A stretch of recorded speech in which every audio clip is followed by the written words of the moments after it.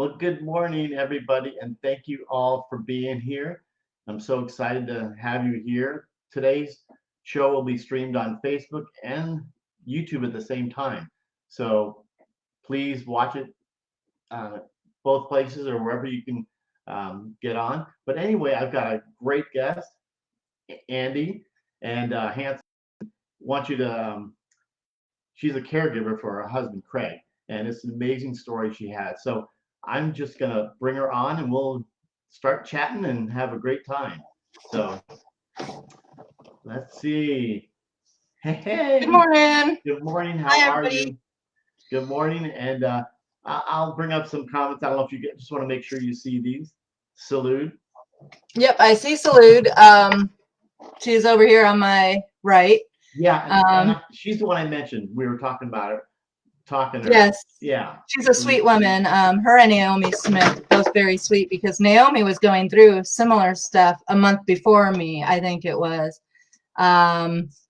So very good because, the group, as I told you, I actually like to say thank you to circumstance stroke survivors, Erin Levy, um, you and everybody else that last year really just kind of came around me and were there for me and allowed me to talk or text or whatever it was that was needed. So I do really appreciate that.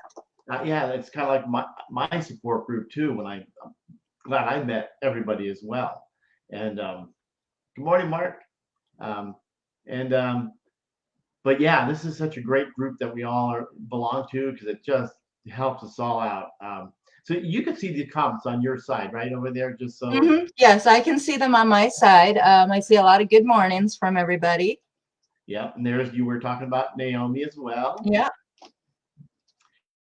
And thank you, Lynette, for sharing this. I appreciate that. So, who is just to start? Who I don't want to say was who? Well, kind of. Who was Andie and Craig before this first stroke? Well, before the first stroke, which was in June of 2015, we were both taking care of his dad. We were also taking care of my mom when my mom's husband got life flighted out to from Pendleton, Oregon, which is where we were visiting with his second stroke, down to here because he had a AAA, which is an abdominal aortic aneurysm. Only 1 in 10 people survive those before they get to the hospital. So the survival rate is very low. So we were taking care of my husband's dad in the home for 10.5 years, and then mom came and we took care of mom and her for about 4.5 months. My husband I will not say was, because I believe he will become and he will do again. My husband is a writer. He writes horror and kind of coming of age stuff. He's sold on Amazon. He's an independent or indie author. So at that time, he was doing book formatting. He was doing lessons for our rabbis, and doing other things, occasionally, like helping just to step up. We helped some of our friends publish a book a few years ago, or not publish, but do the formatting, editing of it. That was a religious book. So he used to be a writer before we got married for a local newspaper, but it was too far away from where we lived. So most of his stuff has always been writing. My husband's an extremely intelligent man. Very kind, very gentle. I actually, my blind date, I tried to scare him away. Really? I was very wounded, and I had reached the point about 4 years before meeting him of I'm done with men, I'm done dating, I'm just over it. And so my friend had bugged me for over a year to set me up on a blind date. My husband's very introverted. Funny thing, I'm a little bit introverted too, but I handle small groups and one-on-one great. Wow. My husband shocks me because even though he's very introverted, like when we go out, he tends to be more outgoing than me. Wow. I will go ahead and post a link to his Amazon webpage for anybody that would like it in comments later. Perfect. Because I'm saying what Paul says. Yeah. So he's, yeah, you know, so the second stroke, he had that, and you know, mom, you know, was out, and mom helped with dad after I went back to work. When her husband became stable, I was like, listen, I need to go work at least in the morning, because we need to start earning money. We're cutting through our savings account. So, because I was at the hospital with mom for 15 hours a week, and he was taking care of dad. So dad was a World War II vet with Alzheimer's and dementia and depression and PTSD. So when he first came to live with us, which was 10 years or more than 10 years ago now, we did not realize he had dementia with Alzheimer's. We knew there were some things going on, but we never knew what was going on. So we decided I would go down to part-time, and my husband and I would work kind of separate shifts because we could leave him alone for a few hours a day. Wow. So I would go to work early in the morning, and I would come home at noon. Craig would leave the house at 9 a.m. and come home at 5:30, but I was home making dinner and doing all that stuff. Right. I went to college for my clinical counseling degree, and I didn't get to use it. I have a business management degree I'm not using either because life kind of decided, oh no, we're going to throw you on your head. So at the time of Craig's first stroke, I was working with special needs young adults and children. So I think one of my clients was about 20, 22 at the oldest, and my youngest was 12. I went to work one morning, and all day, like I left the house, and I just felt like I need to be home. I need to be home. I need to be home. Something was telling you. Something was just not feeling good to me that day. So I was kind of more antsy at work than normal. I'm an antsy person anyways. I'm always fidgeting with something. Right. And so my client, who normally cannot receive people, like he doesn't, I don't want to say he doesn't have empathy, because he has it if you tell him very clearly what's going on. But he kind of watched me that morning. He's like, Andie, you don't seem like you're okay today. I'm like, no, something just doesn't seem right. I feel like I need to be home. And he's like, yeah, you kind of seem like you're uneasy today. You know, which was very, you know, we were working on stuff like that, like showing empathy. So it was the first time he did that. So, you know, I let his mom know. But when I got home, I found my husband on the toilet. Now I ran 2 errands, but I just could not shake that feeling. You need to get home. You need to be home. You need to be home. So I finally said, okay, I got to go home. You know, I get the flea stuff and come home because I was already there. So I got home. Dad was sitting on the sofa because at that time he was more mobile, but he was on hospice because they were feeling like his dementia and Alzheimer's would be less than 3 months. He was responsive, talking to me, and he goes, Craig hasn't got up yet. And I've called him a couple of times. Now, I didn't really put any stock to that because, okay, he's got dementia. He says that he called me and he never did. So I go to our bedroom, and Craig is sitting on the toilet. And I had not realized it because at the time he had taken off his underwear, but he had an accident. And I was like, honey, you need to get up. You know, you cannot sleep on the toilet. If you want to sleep, you need to go to bed. Right. And he didn't really respond to me in the way that he normally would. Like, he responded something like, yeah, but then he laid his head against the wall. But just really hard to arouse, you know. So I touched his leg and, you know, rubbed his knee. Honey, come on, it's time to get up. You cannot sleep on the toilet. Other people need to use the bathroom. Yeah. Wow. Because we left Dad's bathroom free so that he could get up and go in there. Yeah. Still no response. And I had talked to him for a couple minutes, and I'm like, okay, this isn't right. So I called a friend who was an RN, and her husband's a dentist, and they both said, you need to call 911 because he's not acting right. Because, you know, right now he's still not slurring his words. There's no drooping in the face. Wow. There are no stroke signs.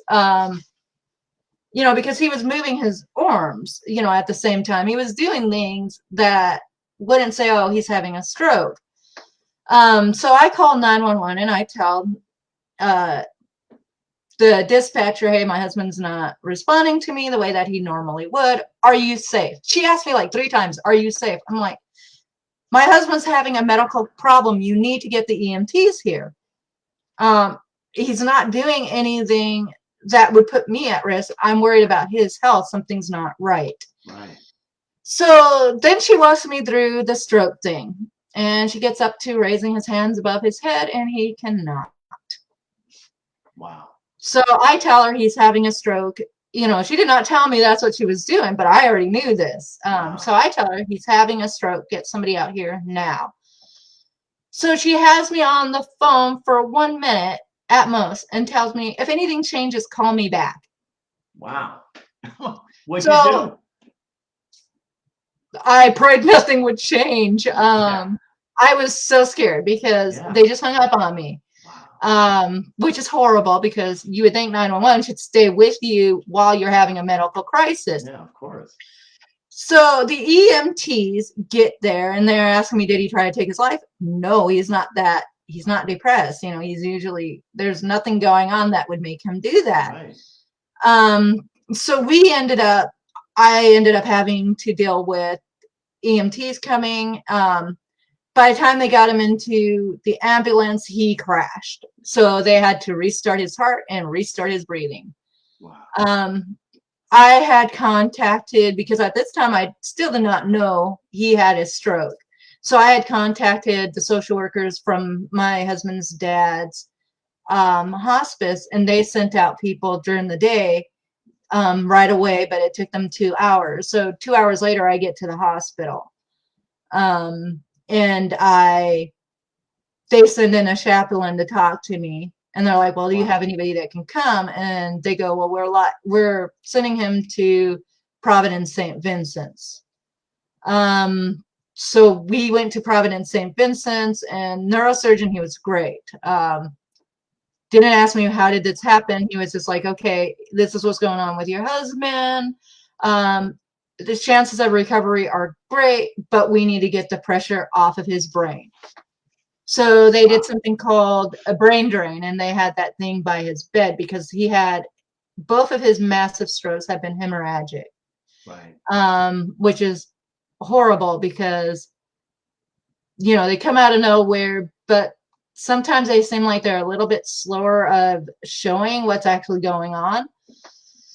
So he got sent there, and 10 days later, he woke up and he was starting to walk, starting to sit up. I mean, he ate the first day that he was awake, solid foods. That was his first stroke. You know, then we did therapies, and we got back up to about 95 to 98% of that's incredible. What his thing was. He was getting back into writing. He was starting to do stuff. Well, his first stroke, I got a story idea, and I told him, and he's like, hey, you need to write that. And I was like, no. And then we went to a writer's group, and I shared at a campfire the idea, and they're like, hey, you need to write it. I'm like, no, I'm not a writer. I don't want to interrupt, but you were very anxious or something about even going into a bookstore or a library. Yeah, no, I could not go into a bookstore or library because I was worried people would see me and ridicule me or make fun of me because I read slower. And that's what happened quite often in school. Like, reading out loud was a nightmare. Yeah. So I had developed an irrational fear. So I was very much like, no, I'm not, no, I can't write. So eventually I shared that story idea with my husband. He's like, no, you need to write it. You've got all the elements you need. You know what's going on. So he encouraged me. So I've been working on that. My husband is very encouraging. He's a great man. Great. Even before his stroke. Right now, I don't see my husband the same way. And that's pretty common for strokes, Yeah. because there are changes in personality behaviors. His first stroke did not really have a lot of that change, except for, the first few months, like I told you that story about sitting in the dining hall of one of the nursing homes, and he started touching me in an intimate way that was for closed doors. Yeah. Yeah. um Wow. now I can laugh about it. Yeah. So I was working on that, and I was sharing ideas with him also, because taking care of dad, you just pretty much stay home. So it gave me something to do, outside of just doing anything. Well, we would take dad to the hospital, even after Craig's stroke, and they would be like, oh, I wish you could teach classes about caregiving Yeah. and stuff like this, because I'd go in and I'd talk to the staff about what I was doing with dad, or I would correct somebody, because they'd come in and they would do things and I would be like, no, wait a minute, that's not quite right. You're putting him at risk for another fall. You're putting him at risk for injury. This would be better than that. And nobody really ever took that as an offense, because I wasn't being rude about it. It was just like, hey, wait a minute. Often they would be like, yeah, okay, your dad because he lives with you, so you know what you're doing. So at the hospital, I often had the authority to do transfers. I did that with my husband, because I just kind of already had the experience. I knew how to, do what needed to be done without them having to do a lot of training. But often they have to have you go through PT, OT, Yeah. and then they write off. But it's like they come in there 5 minutes and, yeah, no, you know what you're doing. Go ahead, you can take him to the bathroom or whatever. But his last stroke, we were visiting my mom and my sister. So, now we've regained everything.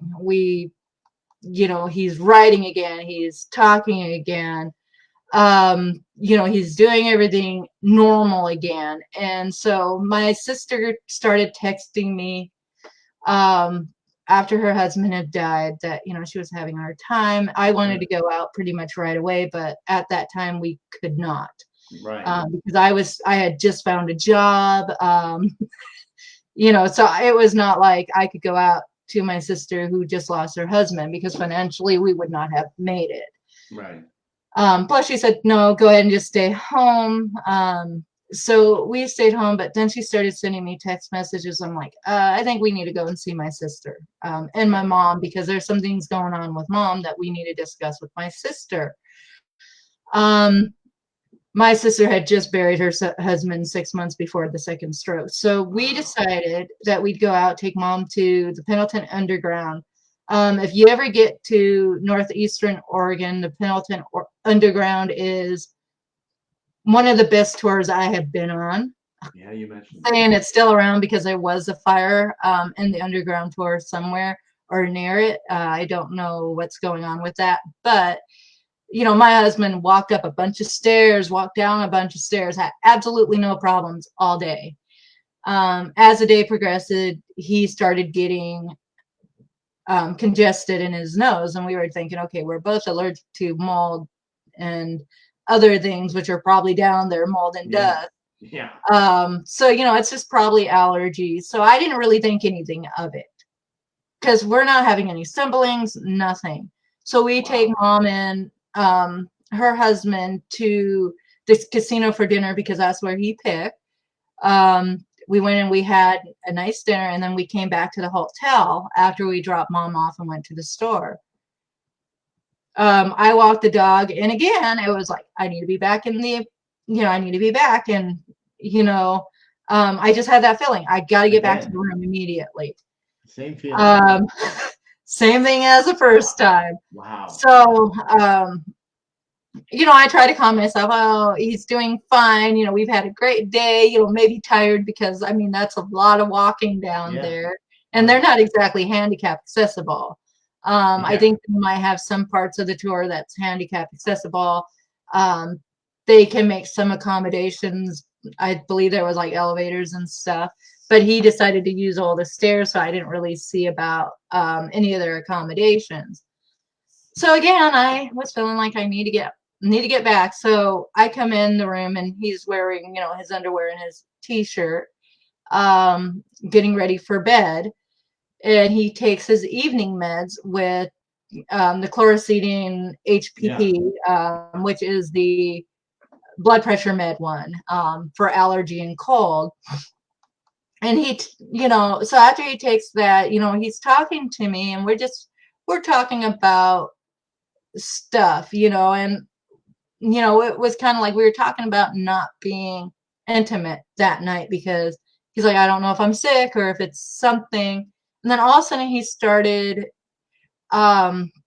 he popped in a cough drop. He was still fine. And all of a sudden he started breathing funny, was breathing too fast, and got really euphoric. Like that cough drop was the best thing in the world. So my first thought is somebody laced that. So this is drug related, because furthest thing from my mind is stroke, because usually when he's had, you know, because he's had TIAs, which are transient ischemic strokes. When he's had those, I've had some stumbling. I've had other, you know, balance issues, speech issues, tone of voice issues. I am somebody that I realize strokes by his tone of voice, because he gets a stroke voice. Never heard of it. I'm the only one that uses that term as far as I know. But he gets what I call his stroke voice because his tone of voice changes very differently. Wow. So now we're back at the hotel and he's breathing funny and he lays down and he's like, oh, this is the best cough drop ever. I'm breathing so good. And I'm like, honey, are you sure you're okay? Yeah. I'm like, and I don't know why I did this because it's probably the only thing I could think of to tell him, no, you're going to go to the emergency room. Because I'm still thinking drug interaction. So I'm like, honey, if you're okay, lift both your hands over your head. Can he? He could only lift his left hand over his head, his right hand, only his middle finger came up off of the bed. So you knew right there. I knew immediately. Yeah. Now it's not okay. This is a drug interaction. But I also know sometimes when you get sick, you can have stroke-like symptoms too. Yeah. So I'm still kind of hoping for the best, but I knew it was a stroke, you know. It was really bad, because that weekend we had actually been talking about how do we go about having kids, because a second stroke prompted some issues. And those issues we were trying to talk about and decide what we wanted to do. So I call 911 and I speak to a dispatcher there that was actually got nominated for a reward and got a reward. Because during everything that was going on, during the horrible time I was having at the hospital and just how bad things were, that dispatcher stood out to me. Because when she told me, okay, I'm gonna get the EMTs there, I'm like, please don't hang up on me. Because I'm thinking about what my county has done to me numerous times. Yeah. And I don't want to be there to watch him pass away on me. Because my thing is I wasn't just seeing my husband and feeling that. I was also seeing his dad, because I was in the room with Dad when Dad passed away. And Dad's breathing was very similar. And, you know, so I started panicking, which is not what you want to do in an emergency situation. Not at all. And the 911 dispatcher was like, okay, just calm down. I'm not going to leave you. I will hear everything that's going on the other, you know, I'm keeping my phone here. Yeah. So I hear everything that's going on, but I need to get the EMTs there. So she did that very quickly, told me to take some deep breaths, which for me, deep breaths doesn't really work. Right, exactly. But I mean, it works better than, you know, she could have told me to sing something and that probably would have worked better for me, because I tend to go to humming when I'm really stressed out. So, you know, she gets the EMTs there, but she stays with me until the EMTs come into the room, which is good. But, you know, while she was there, because I had told her a couple of times his breathing is not right, she had me count his breathing, and then tell her what it was at, or, you know, she, you know, documented it. But she was real calm, never once yelled at me. I've had the EMTs here yell at me, you know, and I'm sitting there, or not EMTs, but 911 yell at me from my county, and I'm sitting there going, okay, that's not going to help me stay calm. Yeah. I don't know how I do it here, but in Pendleton, Oregon, I don't know what happened. I just completely lost like that ability to remain calm under pressure. Right.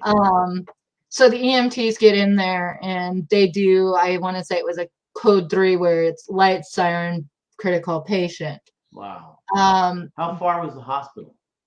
The hospital from the hotel room was like 3-4 minutes. Oh, okay. At most, because we were up on the hill and they were down on the bottom of the hill. I mean, it felt like it was an eternity. Yeah, sure, yeah. So they light and sirened us, and now we had our family dog, and the EMT was like, "No, you need to bring your dog with you. You need," because I was going to just leave her in the kennel, and EMT was like, "No, bring that dog back. Bring her with you because you're going to need her." You think? I think that's probably because I think the EMT knew that I was really struggling. Yeah.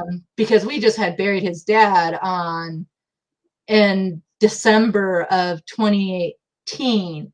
So it wasn't even a year between. Now they didn't know that, but I was still struggling with that. I decided to take time off from caregiving and everything, just to kind of regroup and recuperate, because when you watch somebody die that's that close to you, it leaves an impact. You need your time. You need me time. Yes, and I needed that time to be able to recharge. And so, you know, I took care of Dad and took care of my husband, you know, and now, you know, so we get to the hospital and they send him immediately into CT because we know what's going on. And I mean, I didn't even get back to the room and they were already telling me, they brought him into CT and they were already telling me, he's got a brain bleed. We need to life flight him.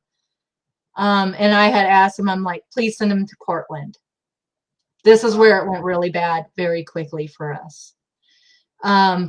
Now, how far was that? Was it a life flight? Or Portland was 4 hours away, 4.5 hours away, depending upon how you go. But life flighting him would have took 45 minutes. Yeah. Plus, it would have been better because I would have been able to apply for, once I lost my job, I would have been able to apply for assistance and services. And this is something that's real important to know and understand. When you have a catastrophic medical condition, stroke, heart attack, whatever, when it pulls you out of work as a spouse, as a child, as a parent, however that happens, it's good to, especially when things are not looking good, to start applying for services that you will need to help you. Right. I would not have my apartment had it not been for my congregation and for some people that were through that congregation and through friends from another congregation that we were at, because they made sure I had rent money. They made sure I had money to get groceries and get food and do other things, because when you're the hospital that they sent him to was Cadillac, which was in Richland, Washington. Yeah, so it sounds like you had a great support system. Not the second time. The first time I had a great support system. Second time I had a great support system that was outside. Okay.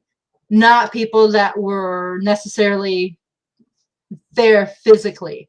And that's also important to have, is because sometimes you need somebody that can just give you a hug and, you know, not necessarily tell you everything's going to be okay, or somebody that can make sure that, hey, you're eating meals, you're doing things that you need to do, because when you're, especially that first few days of being in the ICU, you're not thinking about taking care of your basic needs. You're thinking about taking care of the one that's going through the issues that they're going through. Exactly. You know, I hardly ate anything, you know, the first 4 days, 5 days. I probably ate maybe one meal a day if I was lucky. Wow. Or sometimes it was maybe just a gluten-free oatmeal cookie with a Dr. Pepper. which is Wow. not good, but it was at least calories. Yeah. I tried eating at the hospital. I have a wheat and barley allergy, and I got cross-contaminated at the hospital, so I broke out in hives, and Wow. that's no fun. Yeah, I can imagine. Um, no, so so they sent him to Cadillac, which was 90 minutes away from my sister and my mom. My mom, I love her, but she's not support. Wow. I end up, like, when her husband came, I was named my stepfather, her husband's power of attorney Wow. back in 2015, because when she came, she was not able to make decisions. So my mom decided to tell the hospital that we were moving out to Pendleton. Wow. No, we were not. Which I think that's part of the reason why we got sent to Washington State, because, oh, gee, mom did not go to the hospital, but when I brought her with. Right, And right. I ended up listening to her problems, her worries, and it did not help me, because at that time I don't have time to take care of mom at the same time. I Yeah. love my mom, but she was not helping. Right. I didn't want to rely on my older sister, because, as I had shared, she had just lost her husband. You can see the, sorry to interrupt, but you can see the comment here. Yes, it is very hard. It is rewarding, but it's important, as you said, to take time out for yourself. Usually my time out is when he's in bed sleeping. Right. I go to bed after him and I get up before him. Oh, yeah, So, exactly. so I definitely, that's very important, the self-care, and that's something that a lot of caregivers don't realize. But it's also asking for help. Like, if you need help cleaning, if you need help with taking care of their needs too, because suddenly you're not just taking care of your needs. Like, Right. my husband needs me. If he's up, I have to be with him. So cleaning the house sometimes gets shoved on the back burner, because It's last on the list. Because if he's going to the bathroom every 20 to 30 minutes, it does not give me much time to do anything. Yeah. I don't know what my cat just knocked over in my bedroom, but something just got knocked over. Is Craig? He's not. No, it's not him. He's sleeping. Okay. Because I heard the cat go meow. And it came from my room. So, you knew that. Wow. But like, when I was at the hospital, I tried to keep my mind busy, because if I sat there in his room and I didn't do anything, then I started thinking about the what ifs. Right. One of the problems with the hospital that we went to was I had to argue about life-sustaining measures with some of the nurses. You've got to be I'm an gonna advocate. say it. You've got to be the advocate for your husband. Yeah, and they even questioned, well, are you his power of attorney? I'm like, I'm his wife. I don't need to be a power of attorney. Wow. We've discussed what he wants to do. I had one nurse that worked with my husband a few times, and I was like, no, you need to, because she would sit there and tell me, your husband's never going to walk again. He's never going to read again. He's never going to talk again. He's never going to write again. Right. And it was all these nevers. It was so negative. Like, even I started having issues, and so I was like, listen, if my husband was in my place, if I was the one in bed and he was the one up here talking to you, he would be mad because you are making me or him fight for what we believe in. I was like, his heart has not stopped. Wow. His automatic functions have not stopped. So yes, I want to treat him. Yeah, it was a hemorrhagic stroke, 2 of them. It was 2. Well, he had several things going on in the hospital. He had the one massive hemorrhagic stroke. Yeah.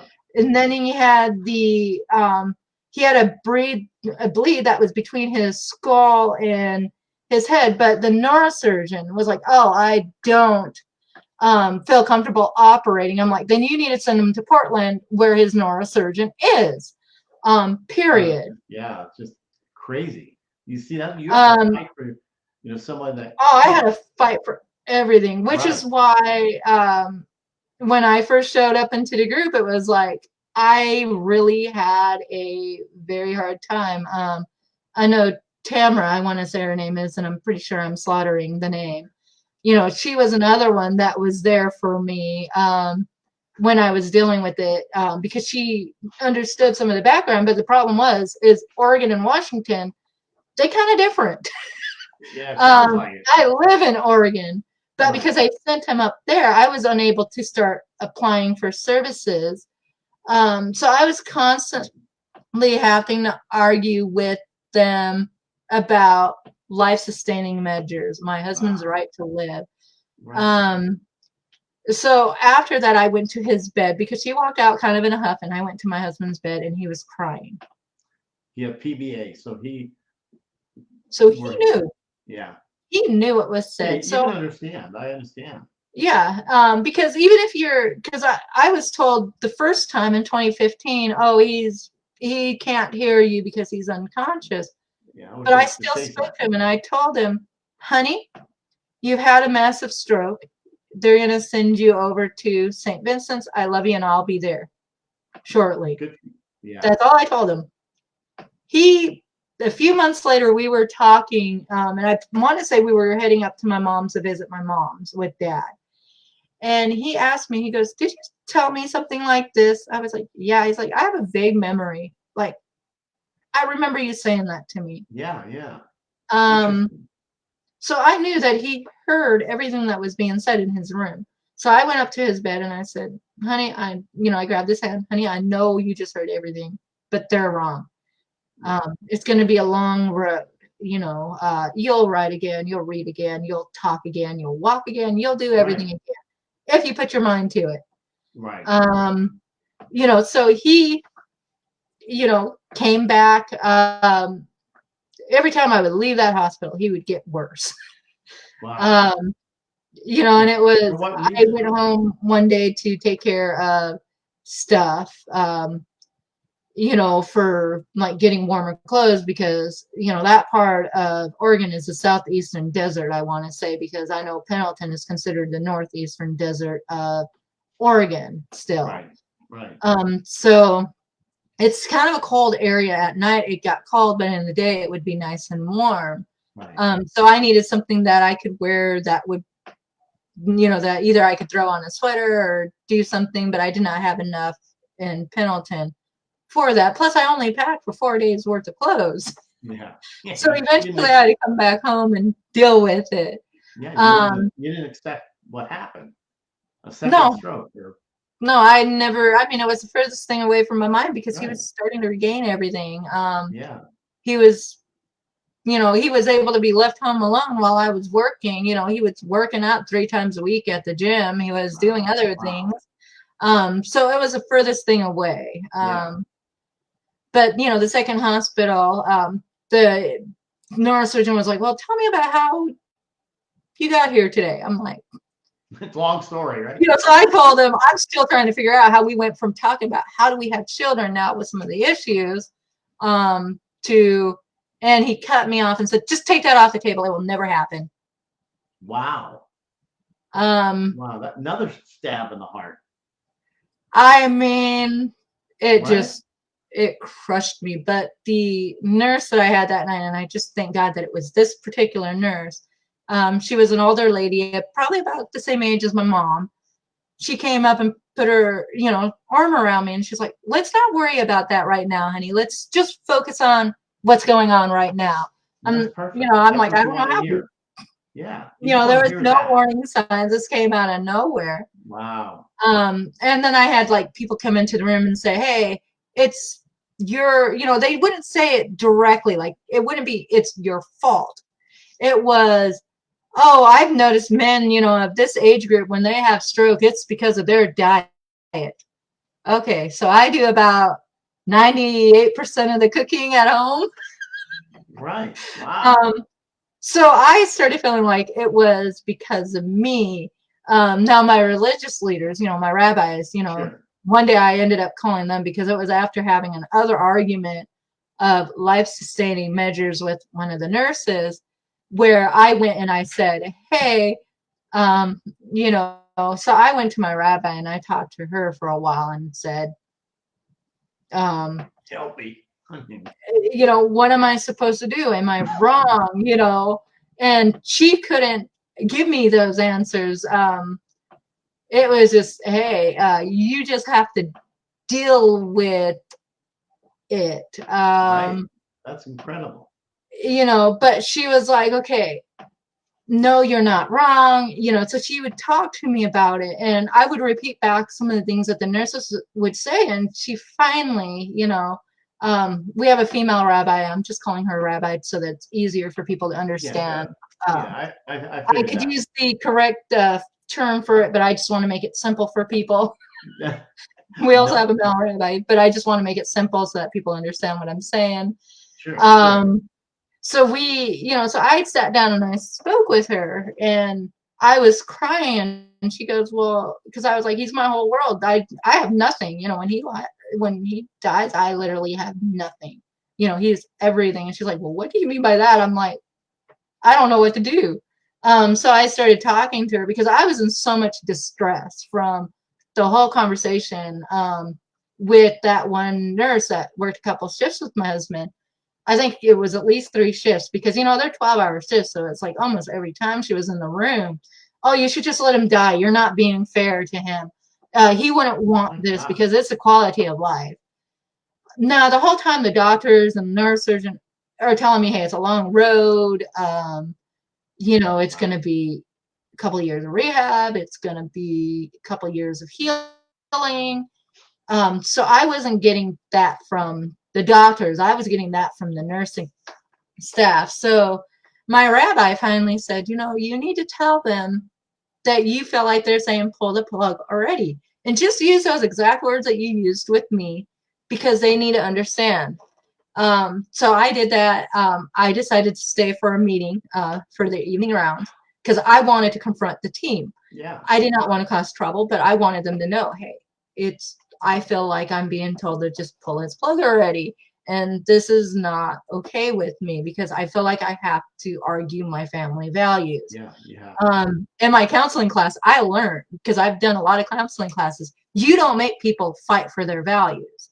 You can talk to them, you can help them discuss it, but that's something that a family needs to come up to on their own. Right. It's something that it's important to have those discussions with your husbands or your wives or your moms, dad, children. What do you want done if something catastrophic happens? I will tell you it's important to have those conversations. Interesting. Because when you don't have those conversations, when a medical crisis happens like this, and Craig and I were already having these conversations because of taking care of his dad. Right. We wanted to know, what do you want to do? Okay, if we're in an accident, heaven forbid, what do you want to do? So we had a thing where, okay, if you're able to save us and we can come back, yes, we want to try to live. Sure. We want every chance to have a second chance of life. That was our values. We also felt like, medicine is given for a reason. So we wanted to keep trying to live. It's important to have those conversations together before there's a massive medical crisis, because when you're going through a massive medical crisis, it's not something that you want to talk about. Not at all. I was asked about the pulse, which is it's a form that you fill out and it says what your wishes pretty much are. If you want to have tubes, if you want to be put on a breathing machine, if you want CPR, if you want them to shock your heart, if you want all that stuff. So I understand what CPR is because I've had first aid, CPR training, all that stuff. So I understand what happens.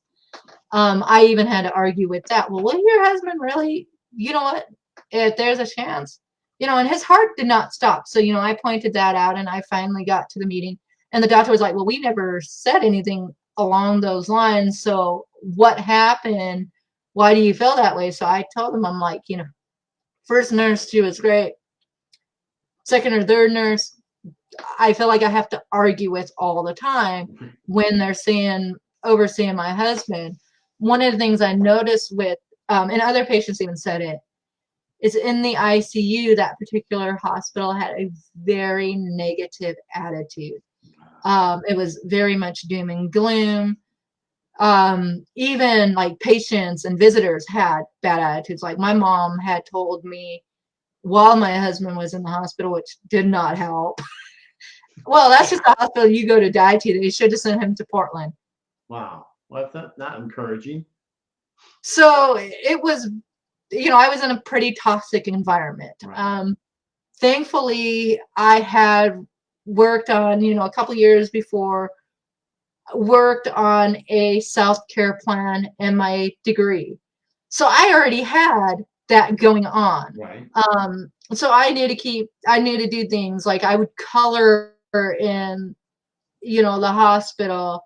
I would take walks when I could. Because I did not want to be constantly in his room. I went up, my sister let me stay with her, which she's 90 minutes away. It was like, I'd go 90 minutes away and I'd help her, with whatever she needed help with. And then I'd, drive back up. And it felt like every time I went back home, every time I went back up to the hospital, I ended up having my husband take major steps back. Yes, I agree with you. People do need positive and uplifting nurses and doctors because it is important, because my husband is a people pleaser, not like me. You tell me I can't do something, I'm going to show you I can. Yeah. My Let husband, me ask you. Yeah. I'm sorry. How was after the second stroke?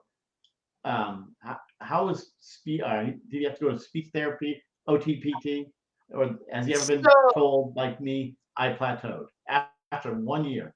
I plateaued. Now I'm coming up on 10 years. No, we just had a year anniversary. Oh. I will say that, we had in-home therapies. Wow. He was in the nursing home until April, and that nursing home was not good. Wow. And then COVID happened, so Yeah. very important to take precautions. I know a lot of people are like, oh, it's BS or whatever. Yeah. No, if you're high risk, just take the precautions. Wear your mask. Please don't attack me. That's just how I feel about it. I'm with you on that. Because my husband may not survive it. You may not survive it. So just be careful,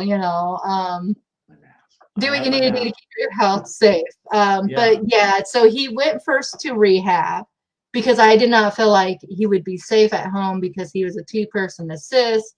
Yeah. My husband is a larger man. So, he's 5'10", almost 200 pounds. That's a pretty, I can pick him up if need be, but it would put me at risk. I would have needed a lot of stuff. Did not really have the house because we had moved up to the 3rd floor after I told him it's not a good idea. Right, exactly. Wow. So he went to rehab, and then from rehab was doing PT/OT speech. Then he came home and we had PT/OT speech nurse. And he did pretty good, and then PT was like, okay, he needs to go to outpatient. So now he's an outpatient. I was proud of him the other day because I needed to get something at Best Buy. And I was like, hey, honey, you want to go up to Best Buy with me? Because I wanted to deal with, because I've had online classes where I've had to use his headset to deal with the microphone issue. And it always falls off of me because I have a small head and he has a big head. So I decided to see if I could, because my laptop will hook up to Bluetooth, but my laptop is not a system that's going to play nicely with this. So I was like, okay, let me see what I can do if I can get my computer on my Wi-Fi for my cell phone and for my other devices, and it worked. So he walked from my car into Best Buy. He walked around Best Buy a little bit, and then he walked back to my car. Unassisted? And that was the first time. Well, unassisted, other than me Right. being right next to him to make sure. So it's very important, you know, to do those therapies, to do the homework. Now I ride his backside all the time on his homework, on his therapies. Right now he's not doing speech. He starts that in a couple of weeks. OT he graduated from because he's doing everything that can be done. Yeah. You know, so I'm working with him, making sure that he does his therapies. If he tells me no, I've kind of started backing off because he needs to make some of the decisions for himself. I can encourage him, I can be a cheerleader, but I'm not going to fight with him and get stressed out about his therapies. Because that's the other thing, is that as a caregiver, our job is, yes, to push them, but our job is also, you know, to allow them to make some choices on their own, as long as they do not get hurt. Sorry to interrupt. This is she feels for you. Melissa, thanks for being here. We're reading your.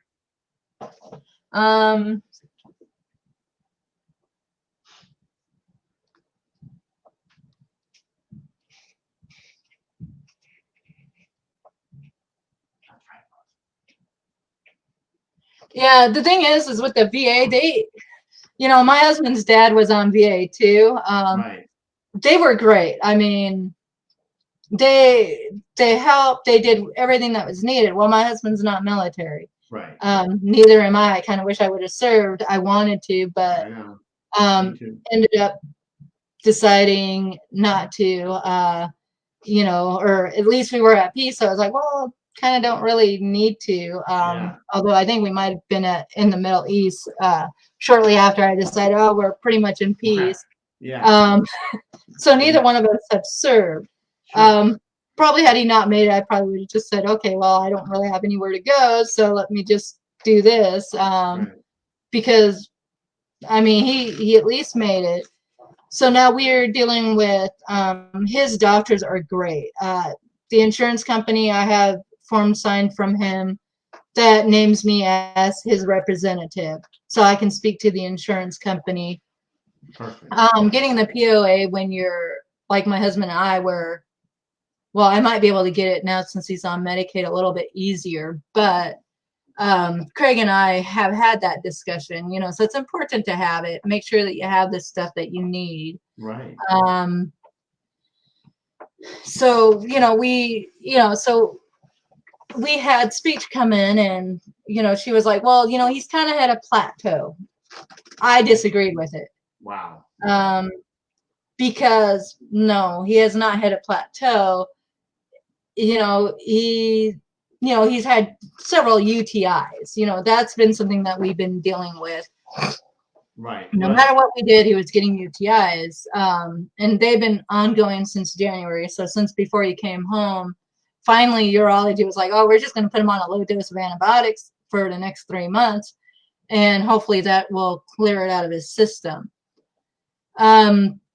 When we were in Washington State, it was a huge fight. Like Oregon, not so much. Like I've had my husband in the hospital a few times, and as his wife, they listen to me. They allow me to help him. Yes. Washington State, very different. I probably need to think about getting POA just in case, you know, we ever go somewhere, because I'm anxious about any traveling now.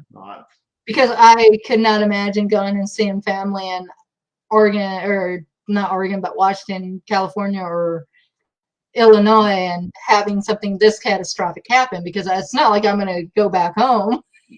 Not at all. So, you have a great attitude about everything. Do you have, because I know when my wife and all that, do you ever feel like you were alone, isolated when he had his first stroke? Yeah, actually, I did feel, well, his first stroke, not so much, because he actually seemed like he rebounded, but it was very isolating. That's the thing is, as a caregiver, and because we were already being isolated when we were taking care of his dad in the home, Yeah. who I had shared was a World War II vet. So we were already kind of being isolated, but we had a great faith community. Yeah. Good.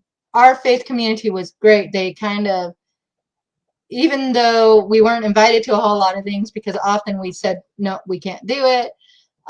We're, now we're getting invited to more things, but, like this last time I decided against it because I'm just not comfortable going out with him to groups of people.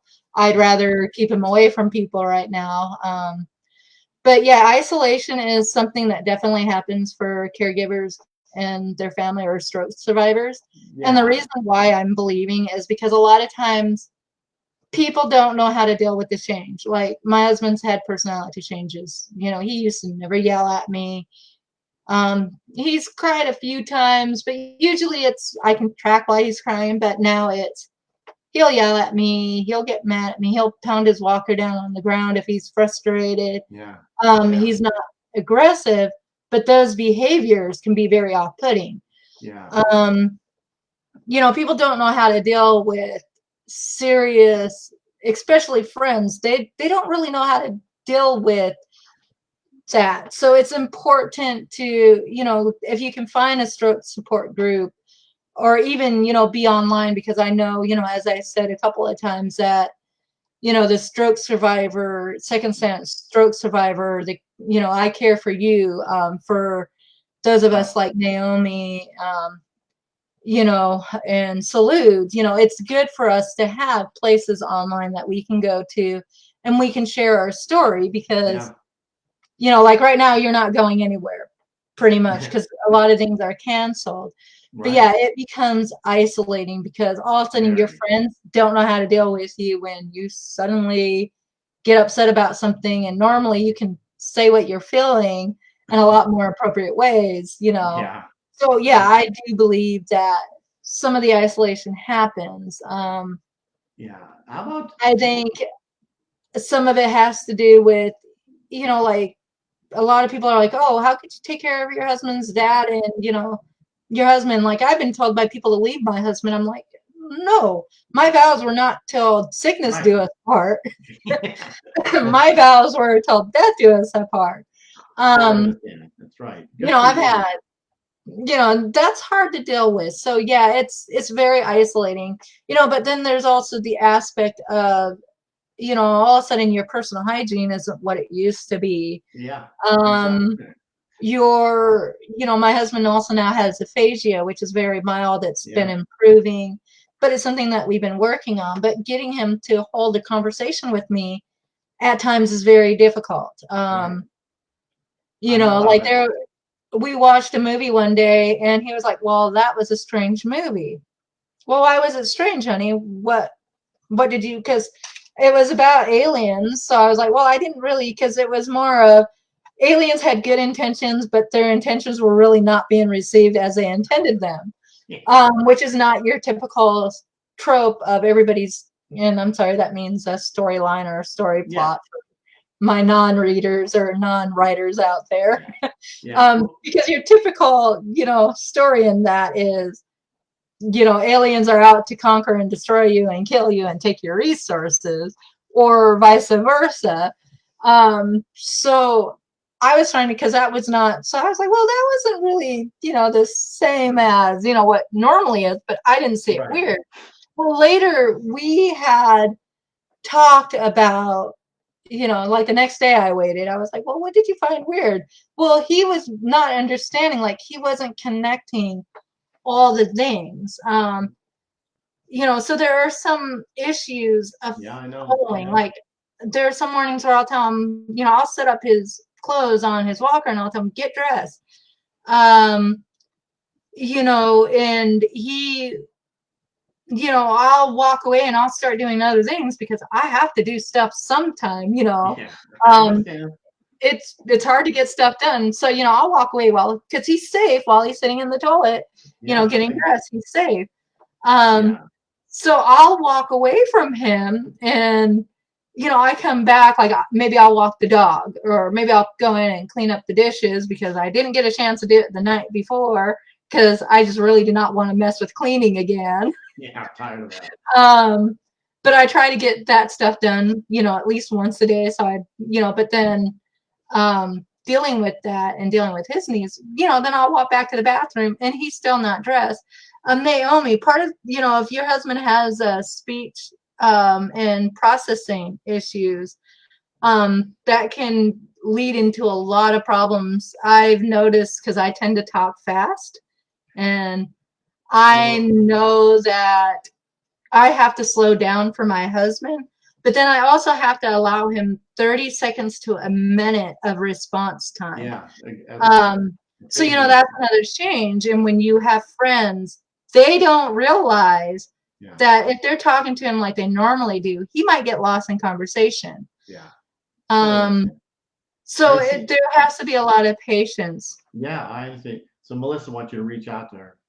Yes, I can do that. Because I know we usually go about an hour, and it's just over that. Oh, yeah. It's okay. Do you have any what would you like to say to other? Because there's a lot of caregivers obviously out here to encourage them. Because I know they've got to think, I don't know if I can deal with this anymore. Because but it is frustrating when I have a conversation with my wife.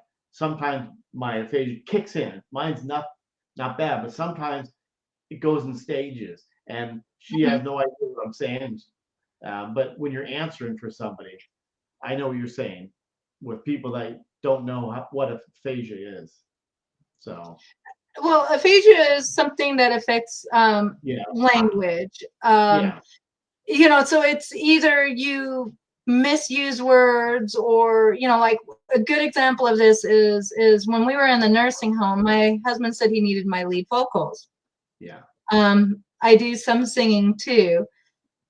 And I was like, what do you mean you need, and at that time they had Christmas carolers. I'm like, well, I don't really hear the lead part. So I was trying to figure out what he was talking about. Right. But then he got real mad at me. I'm like, well, what do you mean my lead vocals? And he's like, I have to pee. I'm like, well, you don't need my lead vocals for that. So it could just be as simple as using like completely the wrong words. Sure. Or it could be saying his words.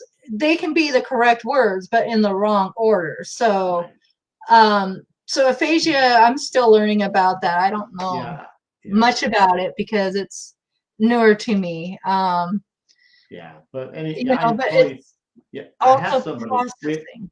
And we have a lot of people out there that like Bill Connors, or there's other people out there that are really, they teach aphasia. I mean, what it really is, and that's their specialty.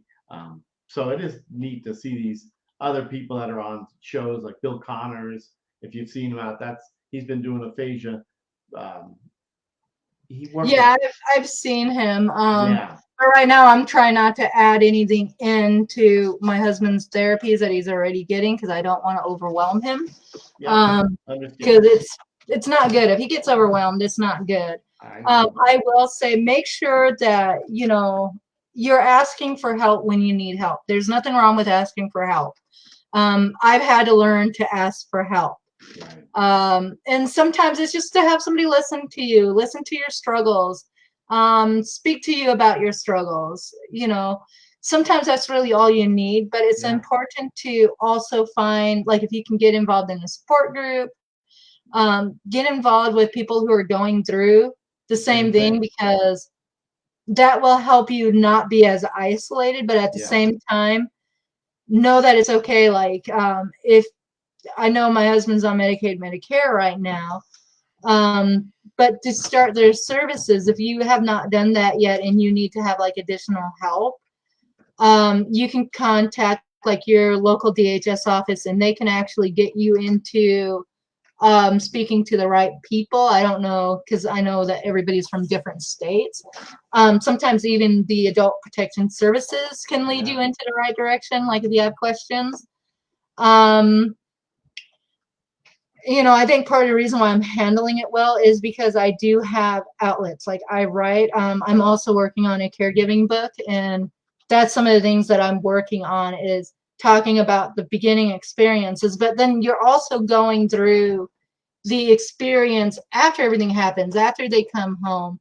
Now you're dealing with the experience of suddenly you're no longer the wife. You are wiping the behinds and you're cleaning up messes. I try to encourage Craig to use his words with me as much as possible because I believe that will help with the communication.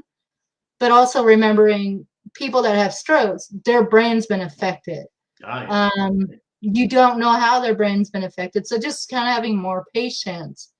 You know, it's very hard, but also understanding that sometimes they just can't help it. And that's kind of where I struggle. Like this morning, you know, he woke up at 3 o'clock in the morning doing stuff he shouldn't have. And I kind of got irritated because I was like, I need to sleep. Yeah. I can't be up, you know, 3 a.m. in the morning and do a show at 8 a.m. because it's just not going to happen. So yeah, I would say make sure that you're eating, make sure that you're taking your showers and your baths, make sure that you're taking care of your basic needs too, because if you're not taking care of those needs and you're not reaching out for help if you need it, you will get burnt out and you will have other problems that will come in with the caregiving. So I think that's really what I like to say. I appreciate that so much. And I really appreciate you being on the show to share both your stories, not only Craig's, but your story as a caregiver. That's so important to keep yourself, get your me time, I always say. So I appreciate that. And I appreciate everybody being here. So that really, it was really good. And I know that Andie will put a link in the chat of the books, because I know like Paul wanted to look at some of the I'm not books. even seeing how to write in this chat. So afterwards, afterwards, you can get back onto Facebook and you can Okay. what you're commenting, and it'll come right on there. So all right, awesome. Yeah, so you'll be able to see it. So okay, yes, good. And I will probably do that after I get him up and get his day started. Thing, yeah. Also, if you could send me the YouTube channel so that I can send that to my sister, I would appreciate it. You got it. I certainly will. And I'll end this right now, but we'll still be on, you and I.